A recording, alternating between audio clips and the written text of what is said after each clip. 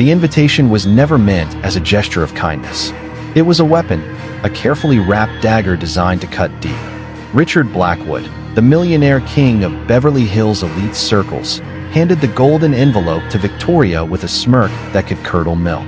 Before we begin, please like this video and subscribe this channel for more real stories. Charity gala on Saturday, he said smoothly, his voice dripping arrogance like honey masking poison. Dress code, maximum elegance. You surely have something suitable in your wardrobe, don't you? Laughter rippled behind him. Helena Blackwood, his trophy wife with diamond eyes and an ego to match, giggled maliciously. The other guests, parasites in silk gowns and tuxedos, snickered like vultures circling fresh prey. Victoria Temps didn't flinch. She accepted the envelope with calm precision, her fingers grazing the thick, ostentatious paper. She had cleaned every corner of this mansion for 2 years. She knew its marble veins, its gilded arteries, its secrets whispered in late-night phone calls. For 2 years, she'd been invisible, polishing the surfaces of a world that considered her unworthy to even reflect in its mirrors. But invisibility is power, and Victoria had learned how to wield it. Richard thought he was setting a trap. What he didn't know was that the woman standing before him wasn't walking into his snare. She was about to pull the trigger on a carefully loaded gun aimed right at his empire. Saturday arrived like a predator. The Blackwood mansion pulsed with opulence, crystal chandeliers throwing diamonds of light, violins sighing in the background, and a sea of silk-clad socialites drowning in their own vanity. Cameras flashed as reporters from Beverly Hills Elite and California Society Review documented the event. Richard had ensured they'd be there. Educational moment, he called it. A night to teach the help their place. He raised his glass of Dom Perignon as guests murmured with excitement. $100,000. He bet Helena the night before that she doesn't even show up. And if she does, it'll be the funniest thing this city has seen all year. Helena had laughed, leaning back against velvet cushions. Poor thing will probably rent some tacky dress and flee within 15 minutes. Richard smirked. She'll wish she never accepted that invitation.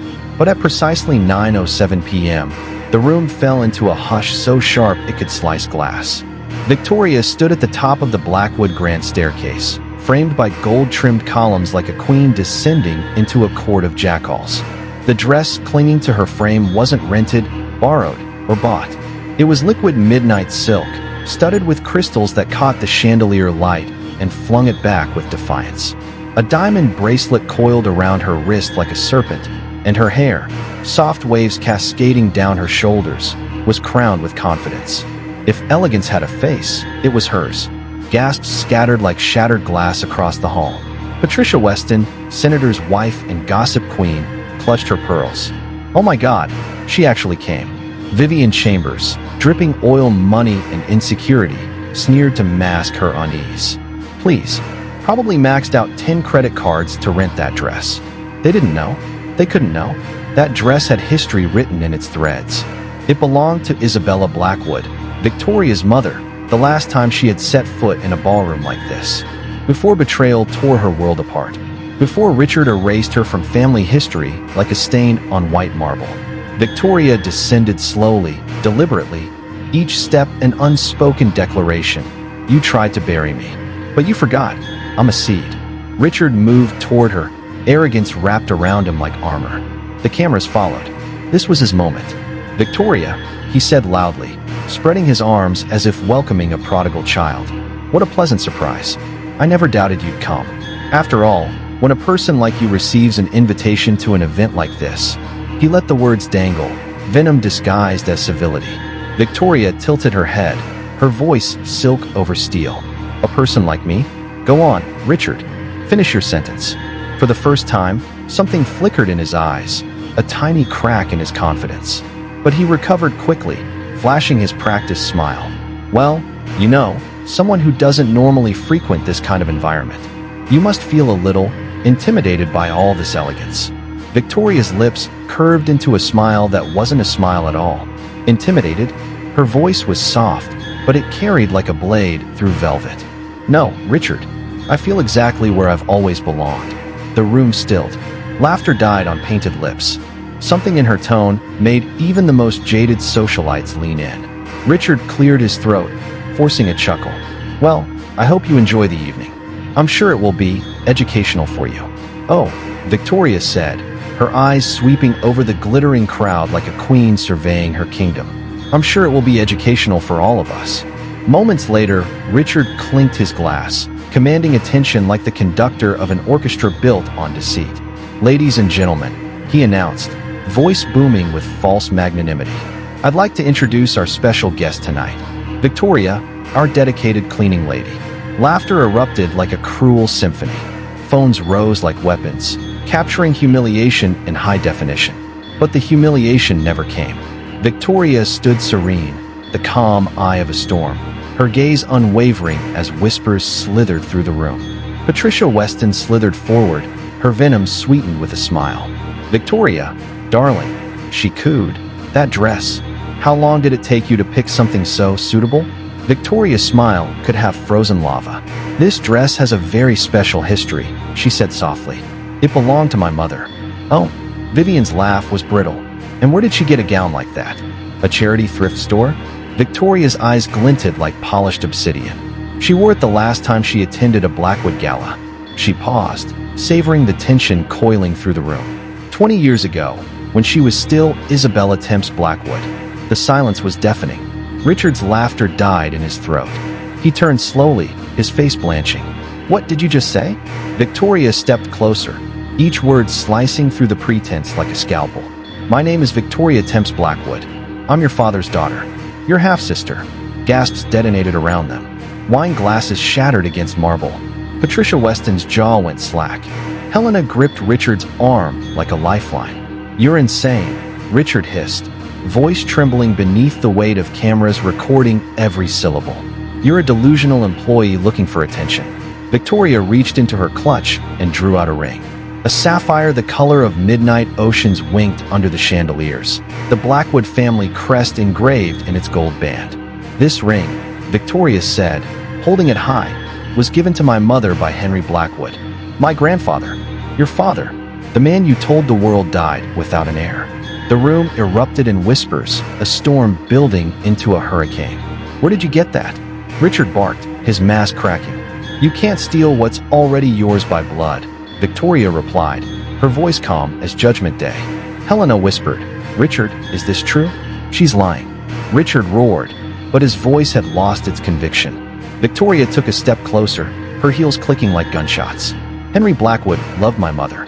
He provided for us until the day he died, until you cut us off, sold the house he bought for her, left us to starve while you lived off a fortune that wasn't yours alone. Prove it, Richard spat. Anyone can spin a story and flash a ring. Oh, Richard, Victoria said softly, almost pitying. Do you really think I came here without proof? She raised her hand. They can come in now. 3 figures entered. Diane Morrison, Beverly Hills' most feared investigative journalist, David Chun, a pit bull attorney specializing in inheritance law, and Dr. Hamilton, the Blackwood family physician. Gasps rippled like aftershocks. Dr. Hamilton's face was gray with guilt, but his voice was steady. 20 years ago, I was forced to falsify a death certificate. Henry Blackwood didn't die of heart failure. He was poisoned. Arsenic. Administered slowly over months. The hall detonated with screams and camera flashes. Lies. Richard thundered, but sweat slicked his temples. Really? Diane Morrison's voice cut through the chaos like a whip. Because I have transcripts of your calls to Dr. Hamilton, threatening him, and a bank transfer, $200,000 from your account to his, memo line. Silence is golden. Helena staggered back, tears streaking her mascara. Richard, my God. Victoria's calm shattered for the first time, her voice breaking like a wave over rocks. You murdered our father. And for what? Money? Power? 20 years I lived in the shadows of your lies. Richard lunged toward her, but security intercepted him. His voice cracked like splintering wood. Even if this is true, you'll never touch the money. Oh, but I will, Victoria whispered. David Chun held up a document like an executioner lifting an axe. California law is clear. In cases of proven homicide, the original will is reinstated. We have Henry Blackwood sign will. Half of everything goes to Victoria. Effective immediately. The room spun into chaos, socialites scattering like roaches as screens lit up with projected evidence. Forged accounts, embezzlement schemes, political bribes. Richard's empire burned in real time, every secret he buried clawing its way to the surface. Helena turned her diamond-ringed hand like it was coated in blood. "You destroyed us," she whispered. "No," Victoria said, her voice now steel. "He destroyed himself. I just brought the truth to light." Richard sank to the marble floor, a titan toppled, his empire crumbling in front of the world he once ruled. Cameras caught every angle, every tear, every gasp, and through it all, Victoria stood poised in midnight silk, no longer the help, no longer invisible, but a storm in human form. The room fell silent. The smug smile that had decorated Richard's face just an hour ago was gone, replaced by a hollow stare of defeat. Every camera in the hall was aimed at him, catching every flicker of shame as the truth sank in. The maid he had ridiculed wasn't just a loyal servant. She was the secret investor who saved his empire years ago. Now, standing tall in an emerald gown, she looked down at him with quiet strength. "You see, Richard," she whispered, her voice steady, "real wealth isn't in money, it's in respect." And with that, she turned and walked out of the glittering hall, leaving the billionaire to face a world that had just watched his empire of arrogance crumble.